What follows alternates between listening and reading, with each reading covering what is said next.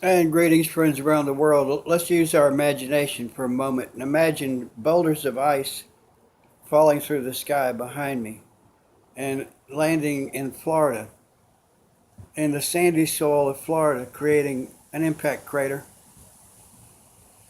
which over time would gradually fade away, become shallow, but it would remain filled with water.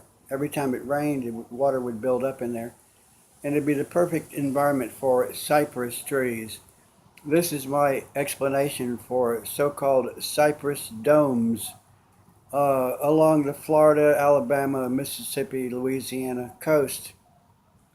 Cypress domes because the middle of the depression would be filled with more water. The water depth would be deeper and more prevalent, and the cypress trees, which loves to grow in shallow water, would thrive more in the middle of this depression than the trees that happen to be planted haphazardly along the edges of the depression. They would occasionally be exposed to semi-drought conditions, no water. They would be smaller, so you end up with a dome of cypress trees, and this is called a cypress dome. And I submit that this is analogous to, and here's the breaking news, this is analogous to the so-called uh, Carolina bays, which are not bays, which are not found only in Carolina, but these are elliptical shapes of all different sizes scattered around on the ground, very shallow. You almost can't detect them when you're standing on the ground, but if you fly over using altitude detecting instruments, namely LIDAR, LIDAR, you can look it up, range finding equipment using a reflected laser and the time it takes for the laser to come back. This is it's a modern day instrument for detecting slight changes in elevation.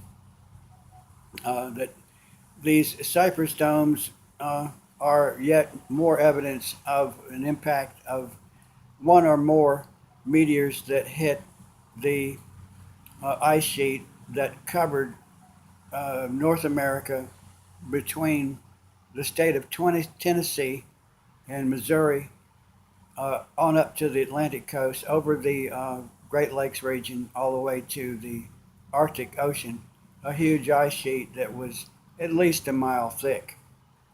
And some accounts say 2 miles thick. And if you consider that the Great Lakes themselves are a depression uh, and that have a depth of several hundred feet, if the meteors hit in this area, there would have been no lasting impact crater for us to see today because it would have all been in the ice which melted. But the boulders that were tossed out of the impact crater would have landed in a circular fashion around the continental 48 states. And of course, what would have killed the megafauna during this time?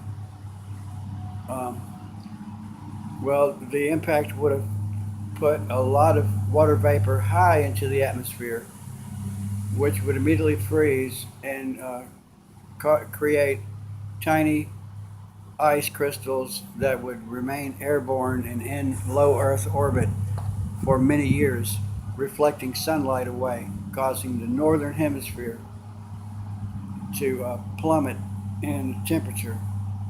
And that is an explanation for the uh, um, extinction of the megafauna and the extinction or near extinction of the so-called Clovis culture in North America, the Native Americans who left distinctive projectile points. But we're not the first to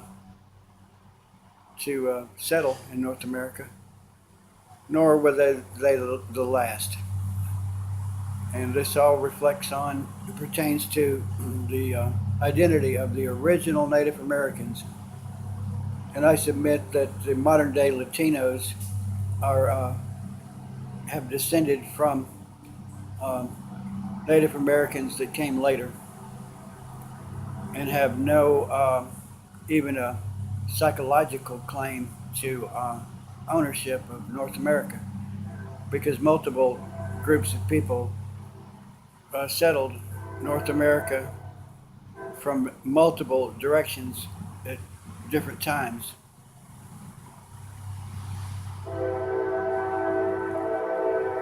Time for the train.